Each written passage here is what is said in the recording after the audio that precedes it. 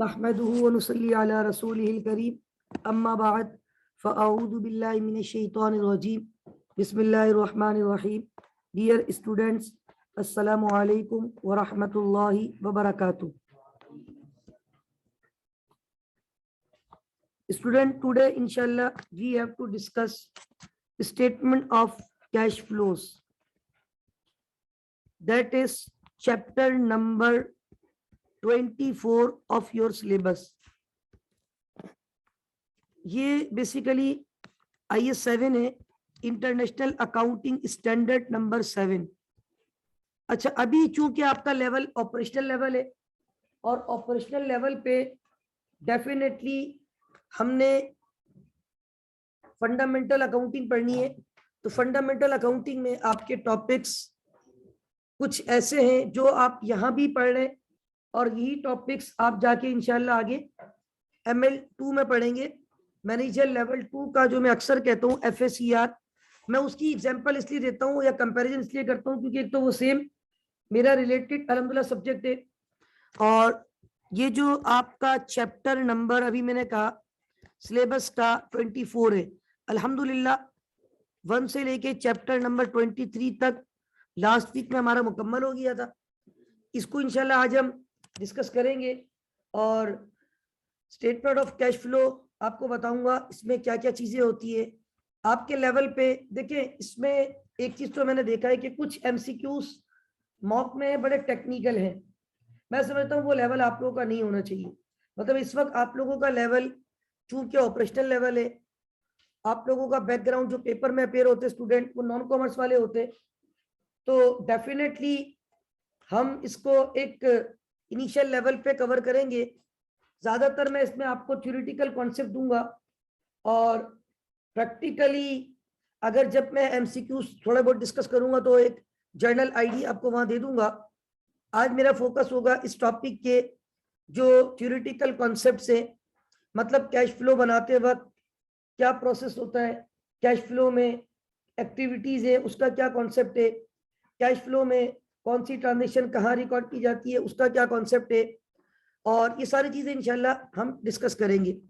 तो statement of cash flow chapter number 24 IS 7, इस पे इंटरनेशनल अकाउंटिंग स्टैंडर्ड्स 7 की एप्लीकेशन है।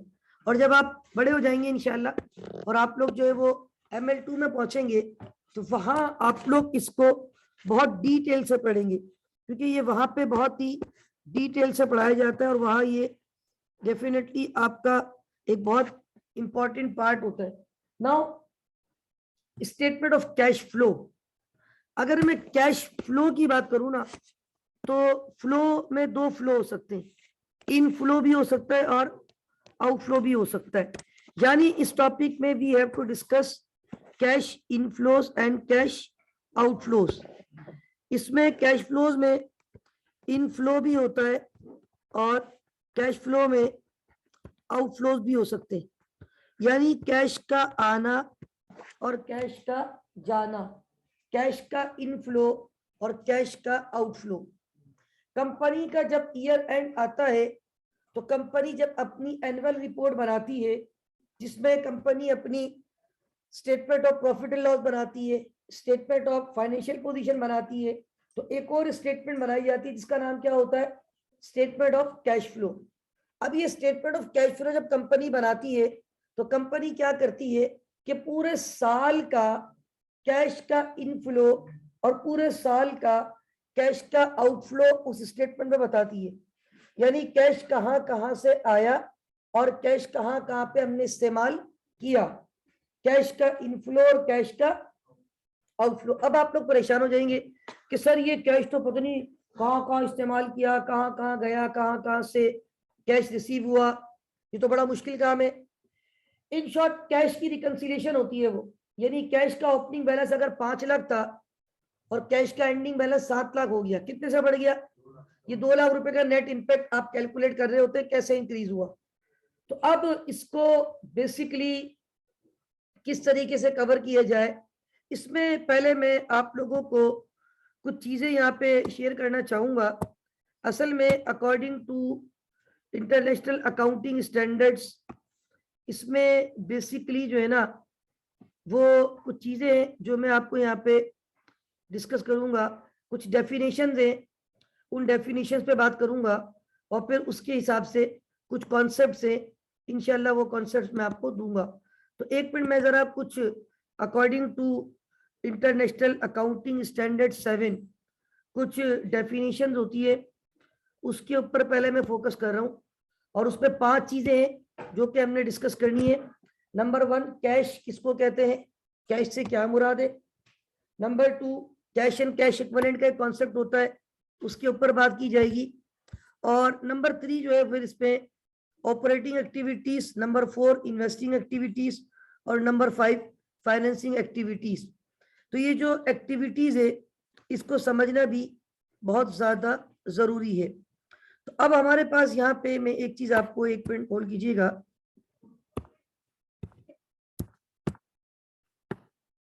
एक डेफिनेशन जो है अकॉर्डिंग टू आईएएस कुछ चीजें हैं जो कि आपको इस लेवल पे एटलीस्ट वो डेफिनेशन और उसके कॉन्सेप्ट क्लियर होना बहुत जरूरी है। तो वो डेफिनेशन मैं आपको एक मिनट यहाँ पे पेस्ट कर रहा हूँ ताकि डेफिनेशन आपको मिल जाए।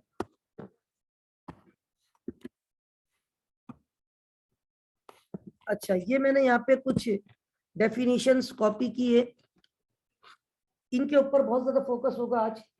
स्टैंडर्ड, स्टैंडर्ड मतलब इंटरनेशनल अकाउंटिंग स्टैंडर्ड, नीचे लिखा हुआ भी है IAS 7 para 6। Standard give the following definition and most important of which are cash and cash equivalent. सबसे पहले किसकी डेफिनेशन है, कैश। कैश कहते हैं cash comprises cash on hand and demand deposit. Cash on hand, cash on hand से समझ में आता है कि ऑफिस में जो कैश पड़ा हुआ है उसको बोलते हैं कैश ऑन, और जो बैंक में रखा हुआ है ना उसको बोलते हैं डिमांड डिपॉजिट्स। क्या बोलते हैं, क्योंकि वो आपकी डिपॉजिट है बैंक में, जब आप डिमांड करोगे बैंक उसमें से आपको पैसे दे देता है, जब आप डिमांड करते हो बैंक उसमें से आपको पैसे दे देता है। तो this is known as demand deposits. क्या कहते हैं इसको, डिमांड डिपॉजिट्स। यानी जब आप बैंक से डिमांड करेंगे तो बैंक आपको अपनी डिपॉजिट में से आपके पैसे आपको दे देगा, तो this is known as demand deposit. तो अब यहाँ पे एक आपके पास है कैश इन हैंड और एक है कैश एट बैंक। एक आपके पास क्या है, कैश इन हैंड, और एक आपके पास क्या है, cash at bank. Cash in hand basically जो पैसा ऑफिस में पड़ा हुआ है, और कैश एट बैंक जो डिमांड डिपॉजिट, ये सब आपका कैश ही होता है। बैंक में भी क्या रखा हुआ है आपका, cash. Cash equivalent, cash equivalent are short term highly liquid investment. किसको कहते हैं, short term highly liquid investment that are readily convertible into known amount of cash and which are subject to an insignificant risk of change in value।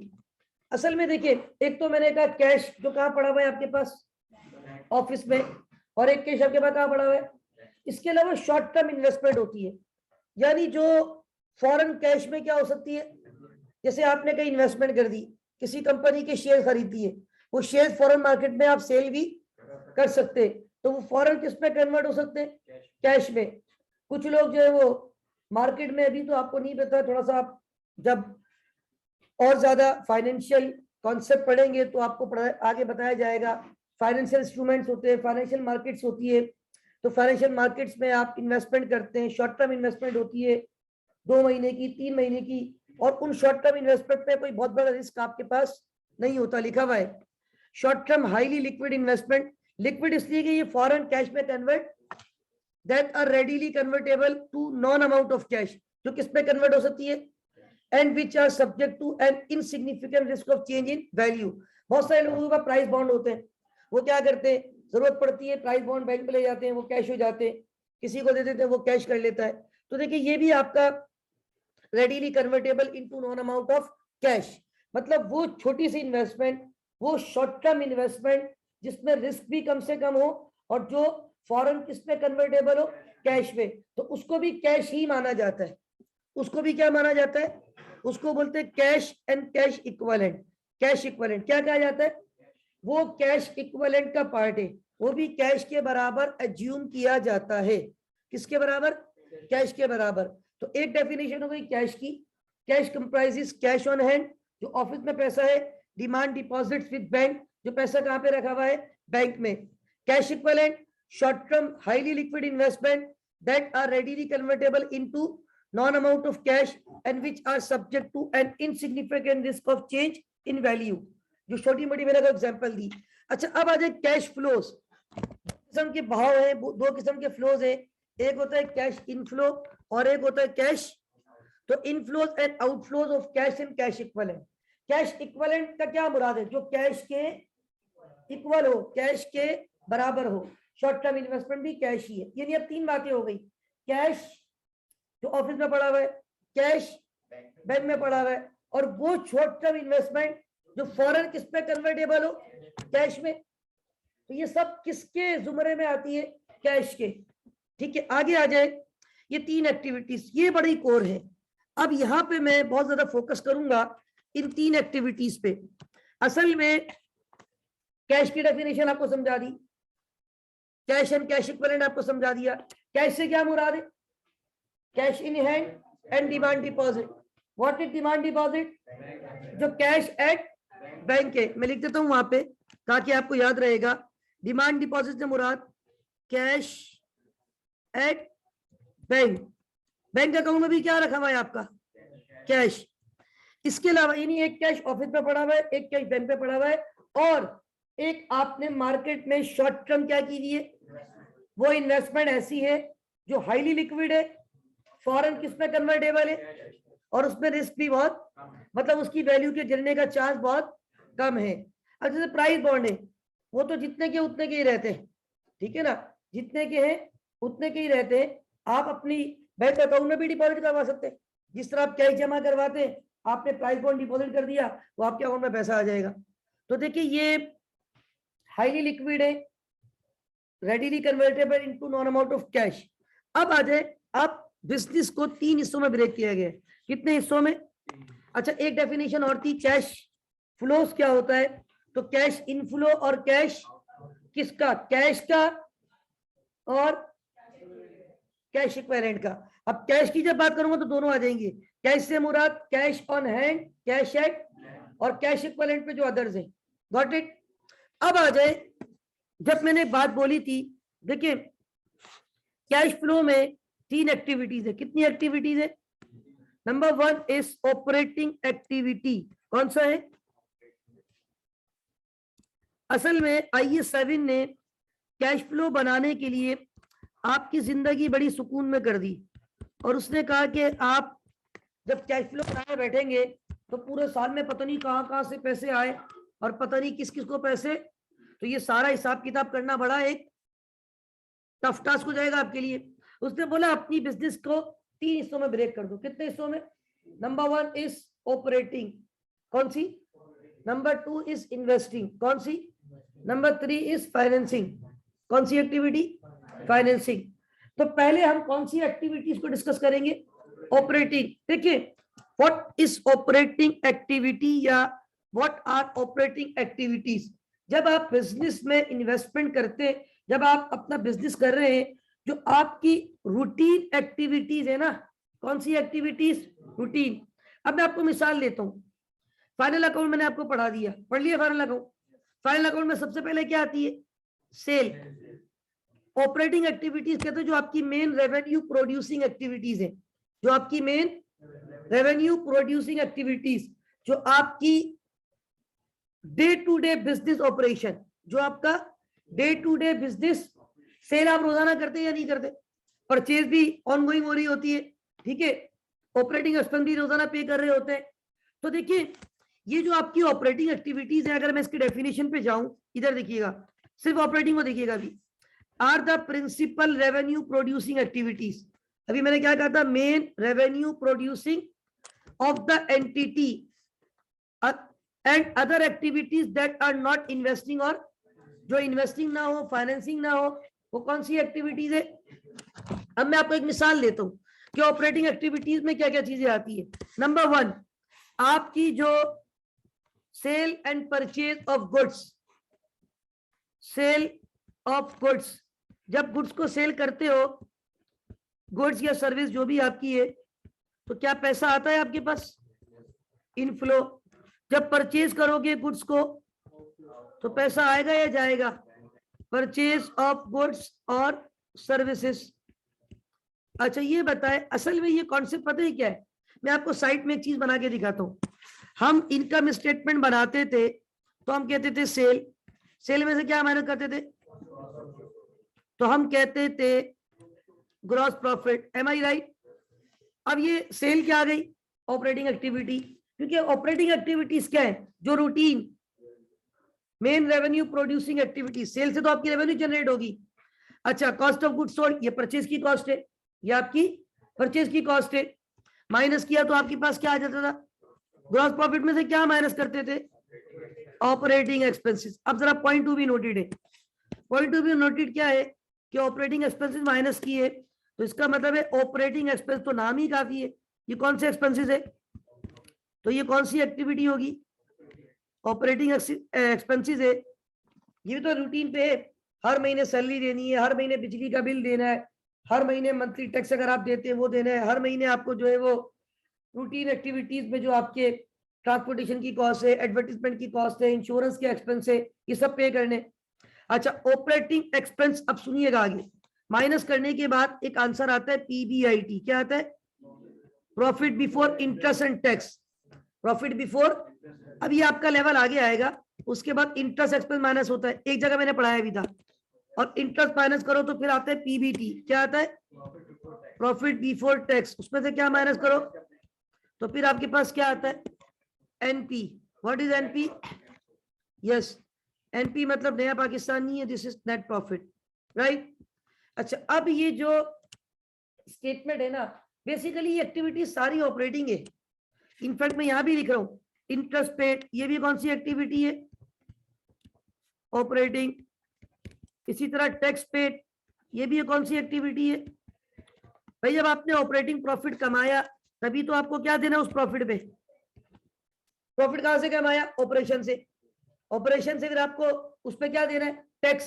तो वो भी कौन सी activity है? यानी ऑलमोस्ट कुल्लू इनकम स्टेटमेंट, जो इनकम स्टेटमेंट आप बनाते हैं, पहली बात तो याद रखें, इनकम स्टेटमेंट एज ऑन होती है, फॉर द ईयर होती है। एक साल का कैश का जो भी आपका रिजल्ट है वो। अच्छा, लेकिन एक चीज ध्यान में रखिएगा, इनकम स्टेटमेंट एक्रूअल पे बनती है। एक्रूअल क्या होता है कि पैसा मिला हो पैसा ना मिला हो, हम सारी इनकम मान लेते, सारी सेल रिकॉर्ड कर देते, चाहे वो कैश पे की हो चाहे वो क्रेडिट पे की हो। इसी तरह एक्सपेंस पे किया हो या एक्सपेंस पे, उसको हम सारा का सारा क्या मान लेते? एक्सपेंस। हमने तो बहुत सारे ऑपरेटिंग एक्सपेंस वो भी ऐड किए होते जो भी हमने पे, हम तो बोलते हैं एक्सपेंस डेबिट पेबल क्रेडिट।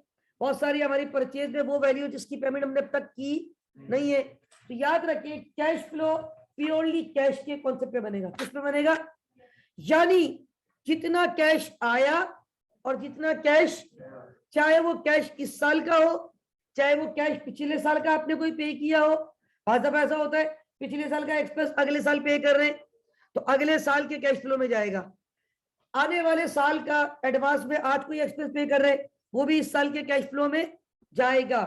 यानी कैश फ्लो एक्रूवल पे नहीं बनता, कैश पे बनता है। जितना कैश आया, जितना cash, total cash inflow for the year, total cash outflow for the year. Are you getting my point? सिर्फ वो ट्रांजेक्शन देखी जाएगी जो कैश का इनफ्लो हो, कैश का, अब वो चाहे कैश इस साल का एक्सपेंस हो, पिछले साल का एक्सपेंस हो, अगले 10 सालों का एक्सपेंस हो, वो मैटर, सिर्फ ये देखना है इस साल में 1 रुपया भी कहीं से आया वो भी दिखाना है, 1 रुपया भी कहीं दिया वो भी दिखाना है। Got it? वरना आपका कैश रिकंसाइल नहीं होगा। अच्छा, तो ये ऑलमोस्ट जो हम बनाते हैं ना, sale, cost of goods sold, GP, operating expense, basically operating expense के बाद ऑपरेटिंग प्रॉफिट ही तो आता है, पीबीआईटी।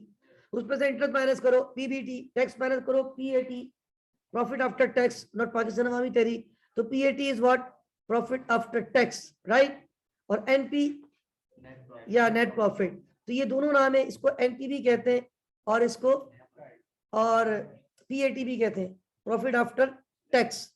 तो अब ये जो हमारे पास ऑलमोस्ट ये चीजें चल रही है, ये सारी कौन सी एक्टिविटीज का पार्ट है? बस ध्यान में रखिए, ऑपरेटिंग एक्टिविटीज क्या है? जो आपकी रूटीन एक्टिविटीज है, जो आपकी, भाई सेल क्या रूटीन एक्टिविटी है या नहीं? या आज सेल कर दी, कल कस्टमर आएंगे, जाओ जो अपना काम करो, अब हमारा सेल हो गया? नहीं, सेल तो आप रोज करते हो, परचेज भी कर रहे हो, एक्सपेंस भी पे कर रहे हो, इंटरेस्ट भी पे कर रहे हो, टैक्स भी पे कर रहे हो. What are these? These are examples of operating activities.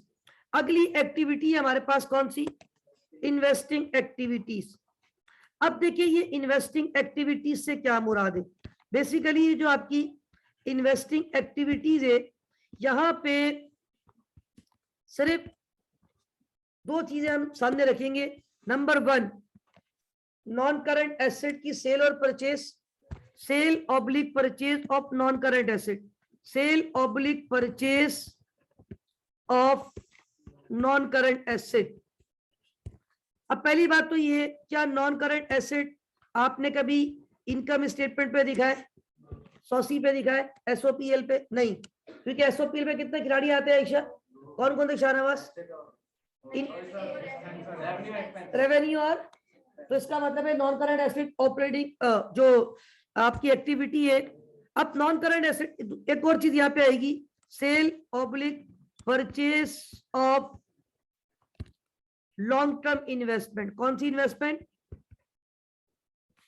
इसके अलावा एक और चीज मैं आपको बता दूं, अभी बताता हूं आपको. देखिए ये 2 पॉइंट तो लिखे, मैं यहाँ पे 2 पॉइंट अभी और ऐड करूंगा. देखिए आप थोड़ा सा अगर अपने बिजनेस को गौर से देखेंगे ना, अभी आपको सारे आंसर यहाँ मिलेंगे. देखो मैंने ट्रायल बैलेंस एक निचोड़ होता है, ट्रायल बैलेंस एक जामा निचोड़ होता है.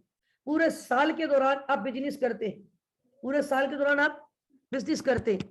मैं आपको एक चीज और यहाँ पे रेफर ताकि बात और खुल के आपको क्लियर हो.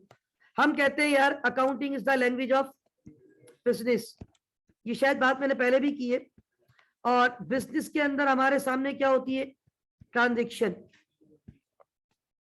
जब बिजनेस को स्टार्ट करते हैं, mister Shahnawaz started his business with cash investment of ₹5 million. Cash debit, Shahnawaz capital credit. Purchase goods on cash 2 million. Purchases debit, cash credit. Sold goods on cash 3 million. Cash debit, sales credit. What are these? Transactions. Transaction को हम कहाँ record कर रहे होते? हम journal में record करते हैं. जीजे से उसका इम्पैक्ट कहाँ जा रहा होता है? पोस्टिंग करते हैं जनरल लेजर में. और लेजर से उसका इम्पैक्ट कहाँ जाता है? Trial balance.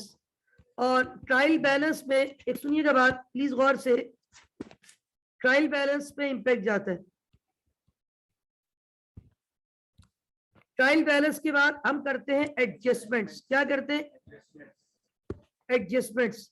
अच्छा जो एडजस्टमेंट्स है ना, बेसिकली क्योंकि ट्रायल बैलेंस ट्रायल होता है फाइनल, ट्रायल बैलेंस ट्रायल होता है फाइनल नहीं होता. ट्रायल जैसे आजकल आप लोग ट्रायल कर रहे हैं, ठीक है ना, आप लोगों का टूर्नामेंट होने वाला है सुना है मैंने. तो देखिए असल में ये ट्रायल होते हैं ना, वर्ल्ड कप शुरू होने से पहले ट्रायल मैचेस होते. This is not final, trial. अब हम करते हैं एडजस्टमेंट्स. डेप्रिसिएशन रिकॉर्ड कर दो, बैड डेट्स रिकॉर्ड कर दो, एक्रूवल सही कर लो, प्री पेमेंट को सही कर दो, इन्वेंट्री की एडजस्टमेंट कर दो. What are this adjustment? उसके बाद एक और ट्रायल बैलेंस बनता है, उसको बोलते हैं एडजस्टेड. पता है आपको एडजस्टेड ट्रायल बैलेंस क्या बनता है? हमने बनाया तो नहीं है, लेकिन हमने एडजस्ट करते हुए, जब हम इनकम स्टेटमेंट बैलेंस शीट बनाते थे तो हम क्या करते थे? एडजस्टमेंट का भी ख्याल रखते थे. मैं क्या बोलता था? Adjust top to bottom trial balance को देखो, जहन में एडजस्टमेंट रखो. अब सुनो आगे, आगे कहानी सुनो. हम अपने एडजस्टेड ट्रायल बैलेंस को, एडजस्टेड ट्रायल बैलेंस कुल्लू होता है फाइनल, सब कुछ आ गया, पूरे साल जो कुछ किया कुल्लू रिकॉर्ड, कुल्लू मौजूद, कुल्लू बैलेंसेस मौजूद. अब उन बैलेंसेस को सामने रखते हुए हम बनाते हैं statement of and statement of. अब आप ट्राई टू अंडरस्टैंड कि what we are going to discuss, कि हम ये कहते हैं यार सोपल में 2 खिलाड़ी हैं. कौन कौन से 2 खिलाड़ी है? आर फॉर रेवेन्यू और ई फॉर एक्सपेंसेस. और हमारे पास जो खिलाड़ी एसओएफपी पे वो 3 है. मैं यहां से भी आपको एक कॉन्सेप्ट देने की कोशिश कर रहा हूं कैश फ्लो के. वो कैसे? मेरी बात सुनने की कोशिश कीजिएगा. एसेट, कैपिटल और, अब ये जो ऑलमोस्ट रेवेन्यू है, रेवेन्यू क्या है? रूटीन एक्टिविटी है, ये आपकी रेवेन्यू जाएगी कौन सी एक्टिविटी में? ऑपरेटिंग। जो आप नॉर्मल एक्सपेंस कर रहे होते हैं, जो ऑपरेटिंग एक्सपेंसेस है, जो आपके रूटीन एक्सपेंसेस है, परचेज वगैरह है, जो आपके रेवेन्यू एक्सपेंडिचर है। कौन सा एक्सपेंडिचर? देखिए दो किस्म के एक्सपेंडिचर है, एक है रेवेन्यू और एक है रेवेन्यू एक्सपेंडिचर शॉर्ट टर्म और कैपिटल एक्सपेंडिचर लॉन्ग टर्म। तो रेवेन्यू एक्सपेंडिचर जाता है इनकम स्टेटमेंट पे, capital expenditure non current asset होता है वो जाता है बैलेंस शीट पे। तो अब ये जो आपकी इनकम स्टेटमेंट के ऑलमोस्ट खिलाड़ी हैं, इनकम स्टेटमेंट की ऑलमोस्ट जो ट्रांजेक्शन है वो कौन सी एक्टिविटी का पार्ट है? कौन सी? ऑपरेटिंग। भाई income statement, statement of profit and loss, जिन लोगों ने पढ़ा है उनको क्लियर होगा, जिन्होंने क्लासें नहीं लिए शुरू की, अगर नई रिकॉर्डिंग सुनी अब तक उनको प्रॉब्लम होगी। तो भाई statement of profit and loss, statement of profit and loss, income statement, वहां पे रेवेन्यू आती है, सेल, सबसे पहले सेल, उसके बाद cost of goods sold, operating expense, नाम ही काफी है ऑपरेटिंग एक्सपेंस। तो ये सारी जवेरिया कौन सी एक्टिविटीज है? ऑपरेटिंग। अब आओ बैलेंस शीट पे, बैलेंस शीट पे आओ एसेट। एसेट में कितने किस्म के एसेट है? एक है करंट और एक है सी और एक है एन, सी ए और N A. What is C A? Yes, what? Not chartered accountant. What is N A? Yes, not national assembly. This is non current asset, right? तो हमारे पास सी ए मतलब करंट एसेट और N A मतलब non current asset. अब सुनिएगा, ये जो करंट एसेट है ना, करंट एसेट में क्या होता है? रिसीवेबल ऑपरेटिंग एक्टिविटी का पार्ट है, क्योंकि रिसीवेबल बेसिकली सेल्स के ताल्लुक है, सुभान अल्लाह। पे, इसी तरह आपका इन्वेंट्री, इन्वेंट्री का परचेज से ताल्लुक है, कौन सी एक्टिविटी हो गई? हाँ, ज्यादातर ये करंट एसेट भी कौन सी एक्टिविटीज है? ऑपरेटिंग। लेकिन जो नॉन करंट एसेट है, नॉन करंट एसेट जो है ना आपकी वन टाइम इन्वेस्टमेंट होती है। फॉर एग्जांपल, छोटी सी मिसाल लें, आपने फोटोस्टेट की एक छोटी सी शॉप खोलनी है, कितना बड़ा आईसीएमपी है, यहाँ पे कोई फोटोस्टेट की शॉप आईसीएमपी के अंदर नहीं है, ठीक है? सपोज करें आपने किसी से बात की, आपने कहा यार कोई कॉर्नर मिल जाए छोटा सा, इतना बड़ा आईसीएम है, वहां पे छोटी सी फोटोस्टेट की क्या लगा दूं, एक मशीन और एक बंदा रख दूं। अब ये मुझे बताएं, ये फोटोस्टेट की मशीन एक मरतबा आपको खरीदी है, नॉन करंट एसेट, कौन सा एसेट है? अब ये जो नॉन करंट एसेट आपने खरीदा तो कैश आया या कैश गया? Cash outflow. कौन सी एक्टिविटी है? Investing.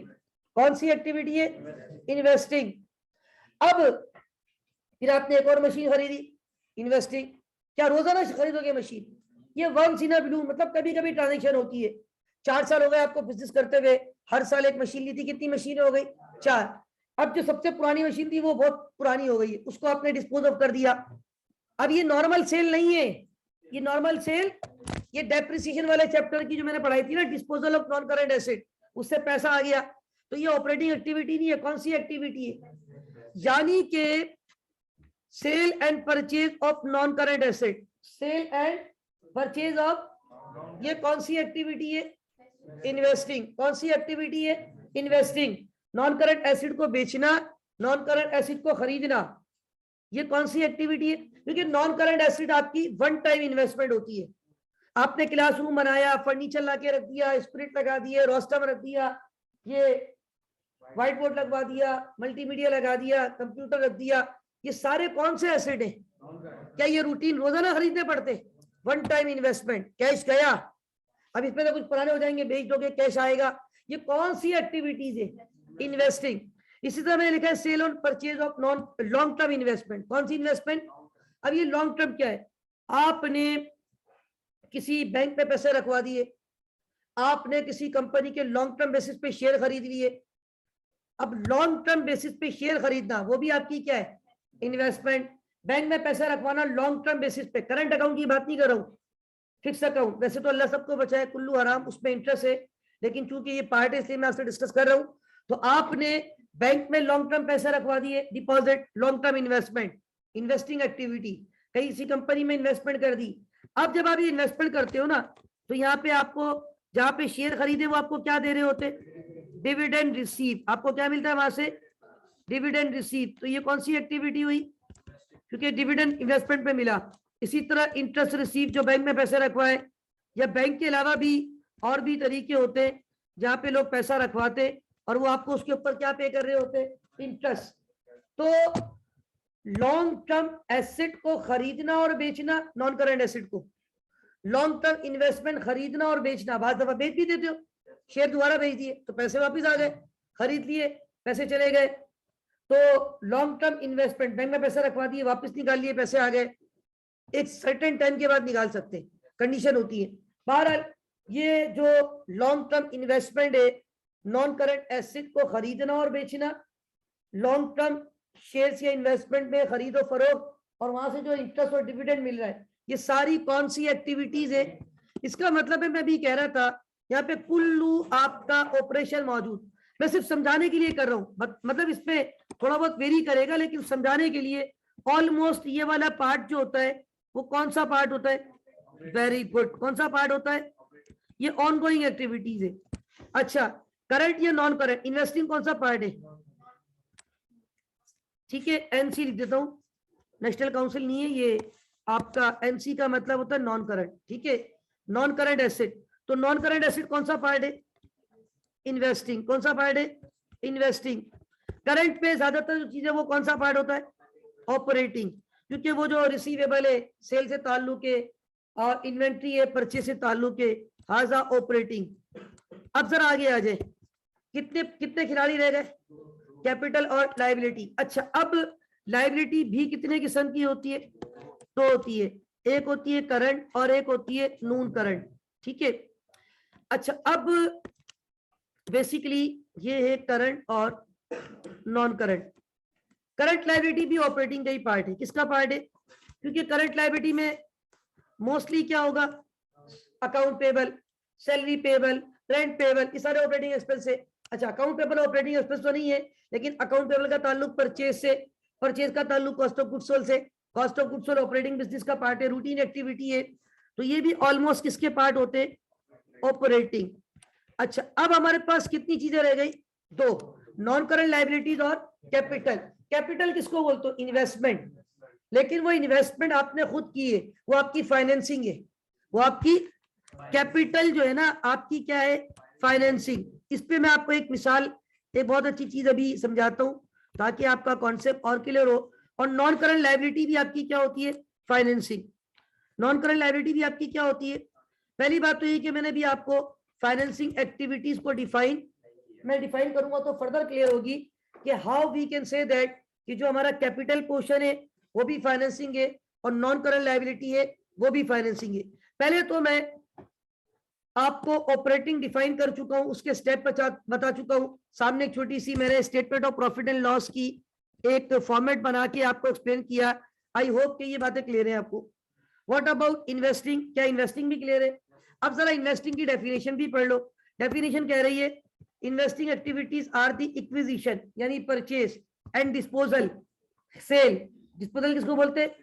Of non current asset, of, मैंने ये लिखा था, एंड अदर इन्वेस्टमेंट, जो मैंने लिखा था long term investment, not included in cash equivalent. वो इन्वेस्टमेंट नहीं होगी जो किसमें शामिल थी, क्योंकि कैश इक्विवेलेंट पे जो इन्वेस्टमेंट है वो है, वेरी गुड, जो पढ़ने वाले हैं वो फौरन जवाब देते हैं, वो है शॉर्ट टर्म। जिन क्लास में एक्टिव चल रहे होते, जो गौर से लेक्चर सुन रहे होते, वो क्लिक करके फौरन आंसर देते कि शॉर्ट टर्म। क्योंकि शॉर्ट टर्म जो है ना, शॉर्ट टर्म में तो बात ही खत्म हो जाएगी। इन्वेस्टमेंट शॉर्ट टर्म पर्पस के लिए नहीं होती। इन्वेस्टमेंट का मतलब होता है आप पैसा लगा रहे हैं। मैं आपको छोटी सी मिसाल देता हूँ ना, मैं टू बी वेरी ऑनेस्ट, एक स्टूडेंट है, मैं शायद अक्सर मिसाल भी पता नहीं आपको भी दी थी।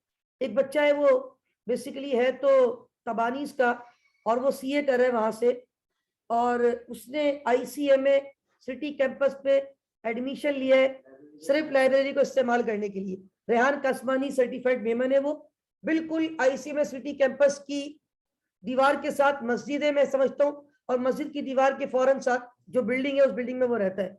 मतलब उसके घर से पैदल शायद 1-2 मिनट का रास्ता है आईसीएमए का। ठीक है, तो बहरहाल अब वो बच्चा जो है ना, बीच में मुझे मिला कुछ टाइम पहले, जब मैं सिटी कैंपस जाता हूँ ना मिल जाता है, तो अब वो है सर्टिफाइड मेमन।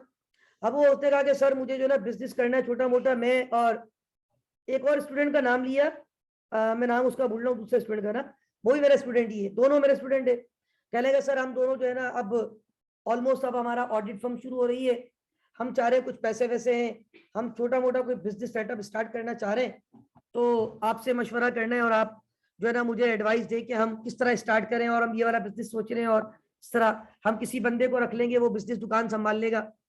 तो मैंने कहा ठीक है यार, मैं किसी से पूछ के बता दूंगा, मैं खुद बिजनेसमैन नहीं हूँ भाई, मेरे पास इतना कोई आइडिया नहीं है।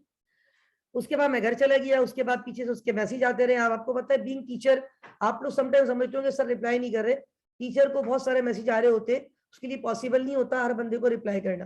तो बहरहाल उसने मैसेज किए, लेकिन मैं क्योंकि नहीं पता कर सका कहीं से, मेरी फील्ड भी नहीं थी, मैंने उसको रिप्लाई नहीं किया। तो मीनवाइल जो है वो मेरी उससे मुलाकात नहीं हुई। काफी टाइम के बाद मैं परसों वहां गया, परसों नहीं मंडे वाले दिन मैं सिटी कैंपस में ही था। असर मगरिब ईशा तीनों मैंने वहीं गुजारे, अभी मस्जिद बराबर में तीनों नमाजें वहीं अल्हम्दुलिल्लाह मैंने अदा की। मेरी एक ऑनलाइन क्लास भी थी तवानी की, मैंने वहीं से ली थी सिटी कैंपस में बैठ के। तो जब मैं ईशा की नमाज पढ़ने गया तो वो मुझे मिल गया नमाज मस्जिद में। तो फिर मैंने उससे कहा कि मुझे चीजें याद रहती है। मैंने कहा यार भाई सॉरी रेहान, आपने मुझे मैसेज किए थे, लेकिन मैं चूंकि इस फील्ड में नहीं हूँ भाई, बिजनेस फील्ड में नहीं हूँ, तो मैंने इसलिए आपको रिप्लाई भी नहीं किया।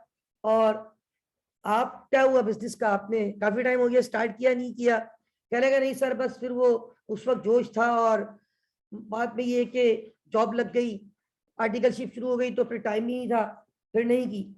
मैंने कहा सर मैं देखो रेहान, मसला ये कि बिजनेस जो है ना बड़ा सोच समझ के करना पड़ता है। उसने कहा हाँ सर ये तो मैं समझता हूँ कि सर शुरू में पैसा लगाना पड़ता है, इन्वेस्टमेंट करनी पड़ती है, शुरू में शायद लॉस भी हो, मतलब उसके अल्फाज थे, इन सर्टिफाइड मेमन है ना, उसको चीजें पता है। तो वो ये बातें कर रहा था। असल जो मेमन होता है ना उनका बिजनेस माइंड होता है, मेमनों का बिजनेस शुरू से एक माइंड होता है ना।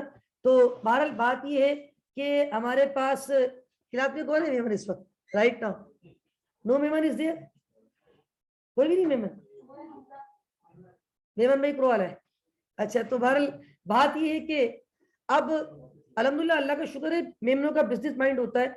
तो अब उसने एक अल्फाज, उसका जुमला मुझे याद आया। उसने मुझे मंडे को वहां कहा, कहने लगा सर वो इन्वेस्टमेंट तो करनी पड़ती है। तो देखो असल में वन टाइम इन्वेस्टमेंट है, लेकिन वो इन्वेस्टमेंट बार बार नहीं होती। अब ये जो है ना शॉर्ट टर्म इन्वेस्टमेंट तो क्या है, मैंने कहा था readily convertible into known amount of, वो तो आपने शॉर्ट टर्म इन्वेस्टमेंट की, 2 महीने की इन्वेस्टमेंट है, 2 महीने बाद पैसा आपका वापस आ जाएगा, 2 महीने बाद पैसा आपका। तो ये शॉर्ट टर्म हुई लॉन्ग टर्म हुई? तो शॉर्ट टर्म है तो वो तो फिर कैश एंड कैश इक्विवेलेंट है। लेकिन long term investment is a part of investing activity. Definition पढ़े, acquisition and disposal of non current asset and other investment and not included in cash equivalent, तो किसमें शामिल नहीं है? Are you getting my point? अब आ जाए financing activity, कौन सी? अच्छा मैं आपको एक पहले ना बड़ा एक कॉन्सेप्ट देता हूं ताकि ये जो मैंने लिखा है ना यहाँ पे ये पॉइंट आपको क्लिक हो। देखिए अब मैं अगर कंपनी की बात करूं, किसकी बात करूं? कंपनी के पास जो सोर्स ऑफ फाइनेंस होती है ना वो देखिए क्या होती है। देखिए कंपनी के बारे में कहा जाता है कंपनी के पास सोर्स ऑफ फाइनेंस 2 है। सोर्स कहते हैं जरिया, फाइनेंस कहते हैं पैसा, माल। फाइनेंस किसको बोलते हैं? माल को। माल कैसे आएगा, पैसा कैसे आएगा? कंपनी के पास 2 सोर्स ऑफ फाइनेंस होती है। कितनी होती है? अभी यहाँ पे मैंने सुना है जवेरिया कुछ कह रही थी, नंबर 1 इज शेयर्स, और आयशा आपने क्या कहा था? बॉन्ड्स। असल में एक होती है इक्विटी फाइनेंसिंग, क्या होती है? और एक होती है डेट फाइनेंसिंग, क्या होती है? डेट कहते हैं कर्जे को, अब इक्विटी कहते हैं मिल्कियत को। इक्विटी किसको कहते हैं? मिल्कियत, जिसके आप मालिक है। और डेट कहते हैं कर्जा, जो आपके ऊपर एक बोझ है, एक उधार है। बहरहाल ये 2 फाइनेंसिंग है, गौर से सुनिएगा। तभी तो मैंने ये कैपिटल जो है ये इक्विटी के लिए होता है, मैंने बताया था ना कैपिटल किसके लिए होता है। और ये जो नॉन करंट लायबिलिटी है, ये डेट, ये वाली नॉन करंट लायबिलिटी, ये भी फाइनेंसिंग है। अब देखिए इक्विटी फाइनेंसिंग कंपनी क्या करती है? अगर कंपनी को इक्विटी फाइनेंसिंग करनी है, कंपनी मार्केट में शेयर इशू करती है। क्या इशू करती है? यहाँ पे आयशा ने कहा कि कंपनी बॉन्ड इशू करती है। अच्छा ये प्राइस बॉन्ड की बात नहीं हो रही, this is not price bond. Company के जो बॉन्ड्स होते हैं उसको डिबेंचर्स भी कहते हैं। क्या कहते हैं? अब ये डिबेंचर्स क्या होते हैं या बॉन्ड्स क्या होते हैं ये मैं आपको बता देता हूँ। देखिए ये मैंने शुरू में भी बताया था, मैं स्टार्टिंग में बताता हूँ शायद, जब मैं आपको नॉन करंट लायबिलिटीज की एग्जांपल दे रहा होता हूँ। सुने, एक होता है शेयर, जब आप कंपनी में इन्वेस्टमेंट कर, देखिए फॉर एग्जाम्पल आपको किसी कंपनी के शेयर खरीदने, तो आप कंपनी को क्या देते हैं? कैश। कंपनी आपको कागज का टुकड़ा देती है जिसपे क्या लिखा होता है? Share certificate. क्या लिखा होता है? मतलब जब कंपनी को पैसा चाहिए शेयर होल्डर से, तो कंपनी शेयर होल्डर को क्या इशू करेगी? Share certificate. शेयर के against company share certificate issue करेगी। अभी शेयर सर्टिफिकेट क्या है? Share certificate just like a piece of paper. Share certificate just like a piece of, कागज का टुकड़ा। इस बात का एविडेंस है कि आप इस कंपनी के शेयर होल्डर हैं। जब आप किसी कंपनी के बॉन्ड्स या डिबेंचर खरीदते हैं, तो कंपनी आपको बॉन्ड्स या कौन सा सर्टिफिकेट देती है? ये ऑल्टरनेट वर्ड्स हैं, अमेरिकन और ब्रिटिश लैंग्वेज का फर्क है। तो ये जो बॉन्ड्स या डिबेंचर सर्टिफिकेट कंपनी आपको देगी, जस्ट लाइक वो पीस ऑफ पेपर है, कागज का टुकड़ा है। इस बात का एविडेंस होगा कि आपने इस कंपनी के डिबेंचर खरीदे हैं। कंपनी को शेयर होल्डर भी पैसा दे रहा है, कंपनी को डिबेंचर होल्डर भी पैसा दे रहा है। ये अगले चैप्टर में बहुत काम आएगा, बहुत काम आएगा अगले चैप्टर में। शेयर होल्डर जो पैसा दे रहा है, बेसिकली जो शेयर खरीद रहा है वो कंपनी का कौन बन जाता है? Shareholder. Shareholder are the real owner of the organization. जो कंपनी का डिबेंचर या बॉन्ड खरीद रहा है वो कंपनी का शेयर होल्डर नहीं है, डिबेंचर होल्डर है, या उसको हम कहते हैं बॉन्ड होल्डर, या क्या कहते हैं उसको? Debenture holder. अच्छा, अब ये बेसिकली बॉन्ड होल्डर या डिबेंचर होल्डर क्या होता है? असल में जो कंपनी का डिबेंचर या बॉन्ड होल्ड कर रहा होता है, राइट। अच्छा, अब बात ये है कि हमारे पास जो बंदा शेयर खरीदता है वो तो ऑनर है, लेकिन जो बॉन्ड खरीद रहा है वो ऑनर नहीं है, वो क्रेडिटर है। क्या है उसकी पोजीशन? है जस्ट क्रेडिटर। क्या है?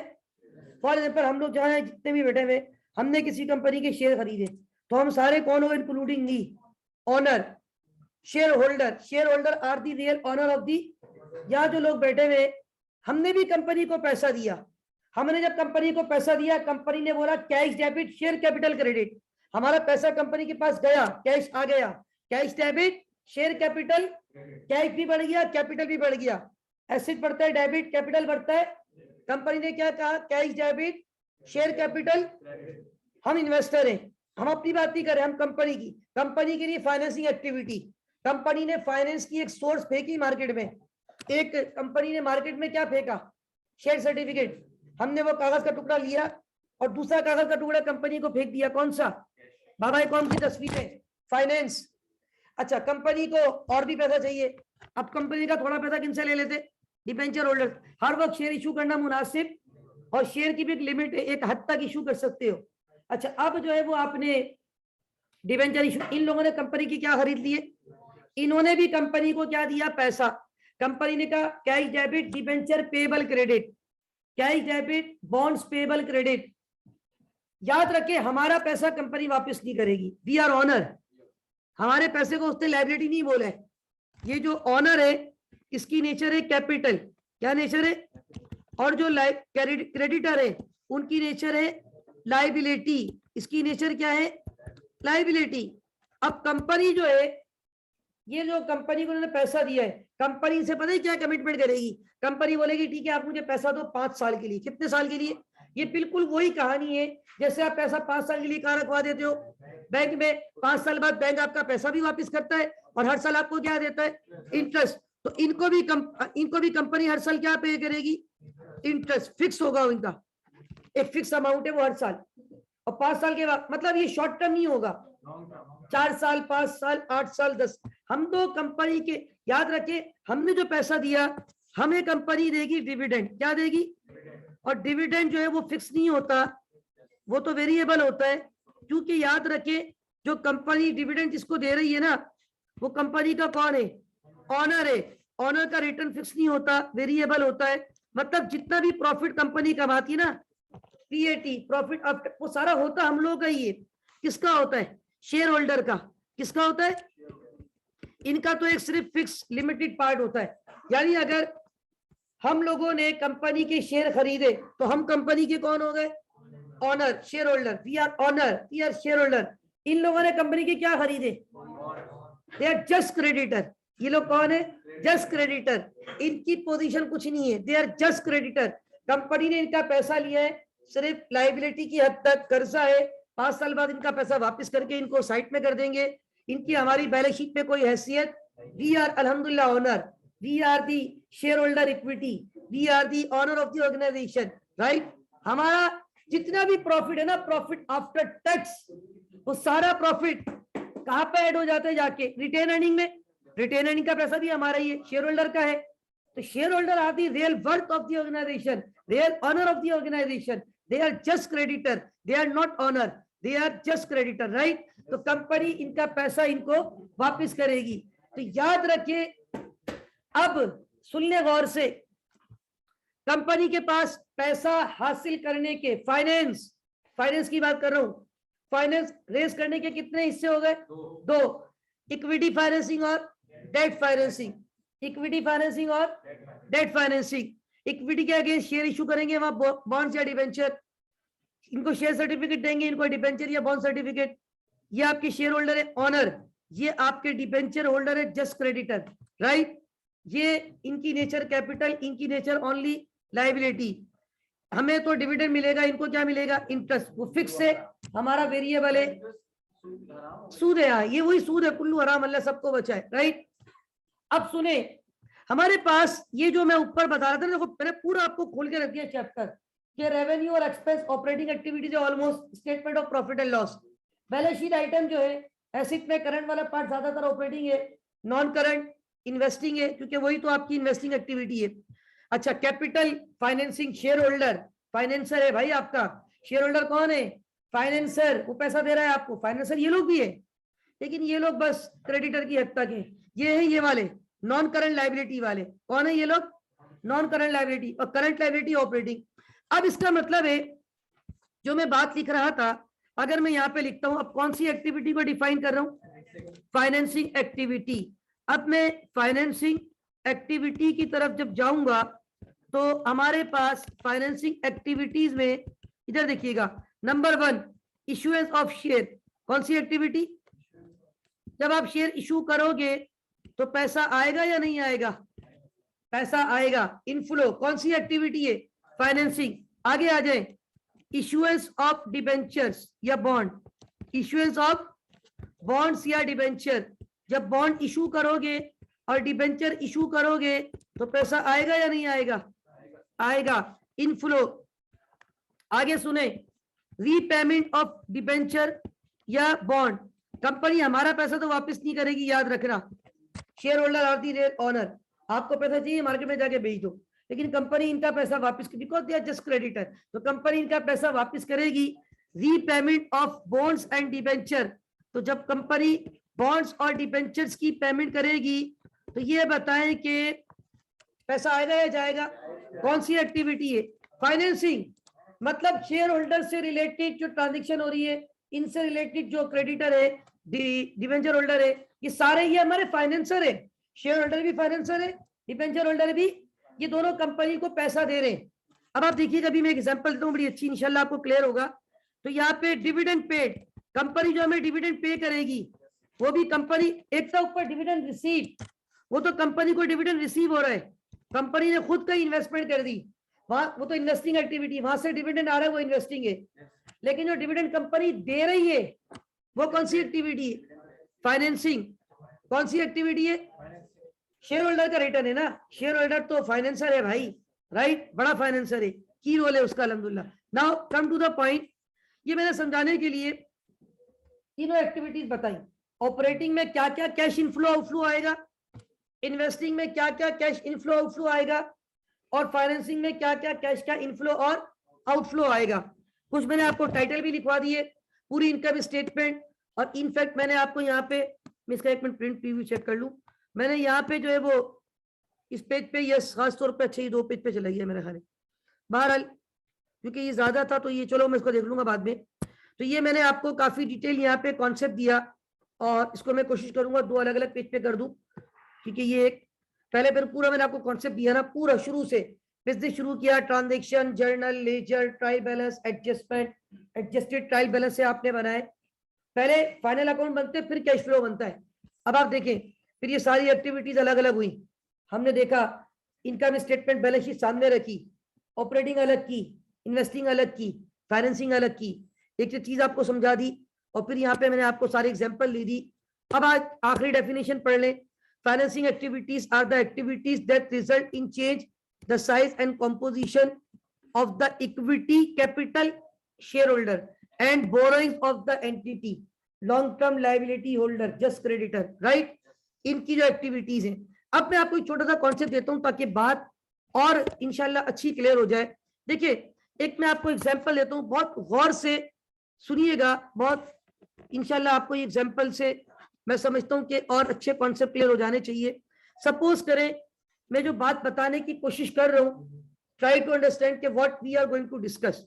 देखिए, ये सपोज है, यहाँ पे मैं मिसाल ये देता हूं कि आपके पास ये एक, सपोज करें ये एक जमीन है, प्लॉट ऑफ लैंड, ठीक है, ये एक जमीन है, ठीक है, और आपने जो है ना ये जमीन खरीदनी है, और इस जमीन पे आपने एक ये प्लांट भी लगाना है, राइट। ये एक जमीन है और इस पे आपने ये प्लांट इंस्टॉल करना है, ठीक है।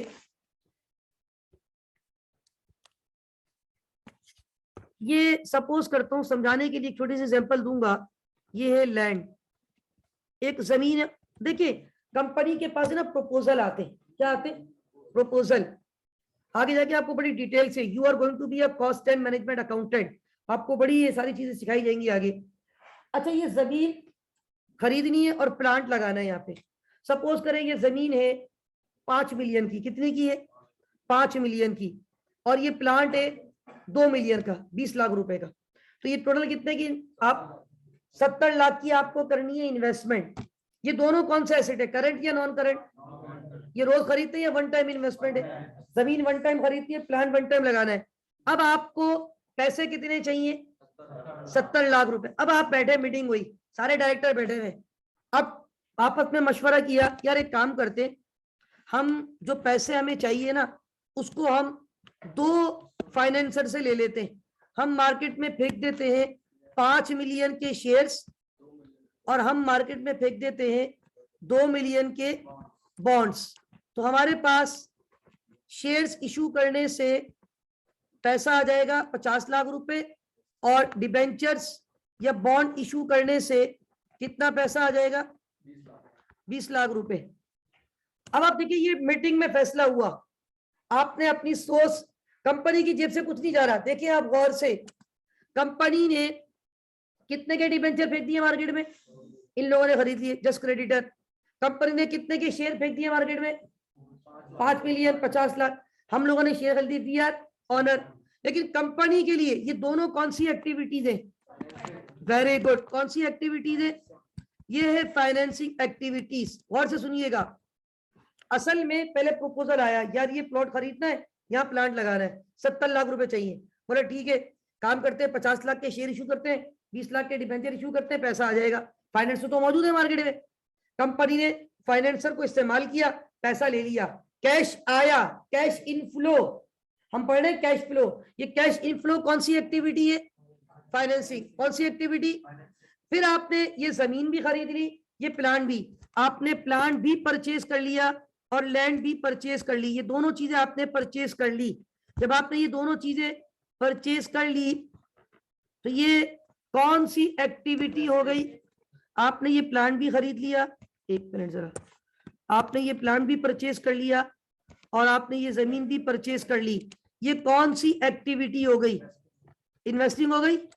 ओके, अब मुझे ये बताएं, जब आपने ये प्लांट खरीद लिया, जब आपने ये जमीन खरीद ली, अब इस प्लांट से रोजाना क्या हो रही है? प्रोडक्शन स्टार्ट हो गई है। भाई जमीन भी है, प्लांट भी लग गया, अब क्या होगा? क्या ऐसे ही पड़ा रहेगा? अब अल्हम्दुलिल्लाह प्लांट लग चुका है, प्रोडक्शन स्टार्ट हो गई है, रोजाना प्रोडक्ट बन रही है, बिक रही है, बन रही है, बिक रही है। आप रॉ मटेरियल खरीद के लाते हैं, परचेज, प्रोडक्ट बनाते हैं, सेल, इंप्लॉई है उसको सैलरी देते हैं, बिजली का बिल आता है वो पे करते हैं। What are these? अब आपका जब यहां से प्रोडक्शन स्टार्ट हुई तो फिर ये आपकी कौन सी एक्टिविटी स्टार्ट हो गई? Operating activities. Are you getting my point what I am saying? मैंने आपको ये पूरा जो है ना एक ही एग्जाम्पल पे ये पूरा का पूरा कॉन्सेप्ट समझा दिया, एक्सप्लेन कर दिया। अगर आप गौर से इस डायग्राम को समझ ले जो ये मैंने बनाई है, दिस वन, ये डायग्राम आपको बड़े वाजे अंदाज में बता रही है कि भाई कंपनी के पास ये तीनों किस तरीके से वर्क कर रहे हैं। कितने पैसे चाहिए थे? 70 लाख। ये प्रपोजल आया था, हमने कहा ठीक है कोई मसला ही नहीं है, फाइनेंसर है मार्केट में, शेयर इशू कर दो पैसा आएगा इनफ्लो, डिबेंचर इशू कर दो पैसा आएगा इनफ्लो। कौन सी एक्टिविटी? फाइनेंसिंग। हो गया फाइनेंसिंग एक्टिविटी। उस पैसे को इस्तेमाल किया, उससे क्या खरीदा? जमीन खरीदी, पैसा गया आउटफ्लो। उसी पैसे से क्या खरीद लिया? प्लांट खरीद लिया, पैसा गया आउटफ्लो। अब प्लांट लग गया, जमीन लग गई, अब इस प्लांट से क्या स्टार्ट हो गई? प्रोडक्शन। प्रोडक्शन रोज हो रही है। अब ये कौन सी एक्टिविटी है? Ongoing activity, operating. One time building खरीदना, लैंड खरीदना, इन्वेस्टिंग। और ये भी जो फाइनेंसिंग भी है ये भी कोई ऑनगोइंग नहीं है, ये कभी कभी जब आपको जरूरत पड़ती है तो आप फाइनेंसर को हिलाते हो, तो ये आपकी फाइनेंसिंग एक्टिविटीज। नाउ हमारे पास जो नेक्स्ट पॉइंट है वो ये है कि मैं एक छोटा सा सवाल, अक्सर जो मैंने जो कुछ इस टॉपिक को डिफाइन किया है, जो कुछ हमने आज की क्लास में डिस्कस किया है, उसका एक छोटा सा कॉन्सेप्ट, इसके ऊपर एक सवाल पास पेपर में। कुछ प्रैक्टिकल भी है, लेकिन मैंने कहा था मैं ज्यादा प्रैक्टिकल पार्ट को कवर नहीं करूंगा। इंशाल्लाह we will discuss only theoretical, लेकिन मैंने थ्योरेटिकल पार्ट में बहुत सारी चीजें आपको बता दी है। तो एक सवाल, क्योंकि मैं समझता हूँ, क्योंकि पहली बात तो ये है ये टॉपिक आपके लेवल पे एमटीक्यूज पे नहीं आता अल्हम्दुलिल्लाह। एमटीक्यूज में आपके लेवल पे ये टॉपिक आएगा एमसीक्यूज में। एमसीक्यूज में वो आपसे ये पूछ सकता है कि कोई एक्टिविटी आपको डिफाइन कर दी, नीचे आपको 4 ऑप्शन दे दें, बताइए कौन सी एक्टिविटी है, इन्वेस्टिंग है, ऑपरेटिंग है, फाइनेंसिंग है या नन ऑफ देम। तो आपको एक्टिविटीज को अलग करना आना चाहिए। Got it? तो उसी की मुनासिबत से एक सवाल था हमारे पास पेपर में, मैं 1 मिनट वो देख लेता हूं कि वो कौन सी अटेम्प्ट का था। ख्याल है वो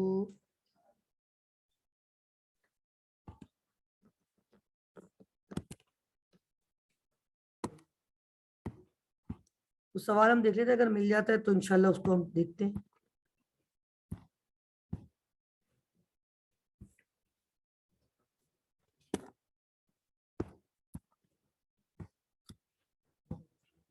यस, ये सवाल मिल गया।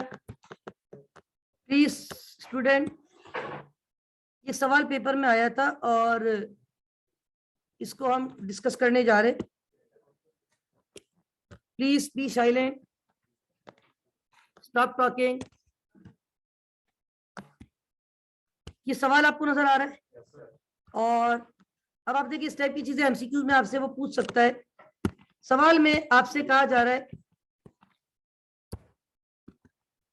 segregate the following transaction of Hafiz Saab, Hafiz Limited into operating, investing and financing। कितनी एक्टिविटीज है? 10।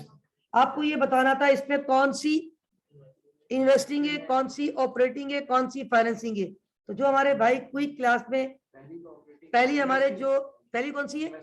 इन्वेस्टिंग। अब इधर देखिएगा, मैं लिखता जाऊंगा जैसे जैसे आप बोलते रहेंगे।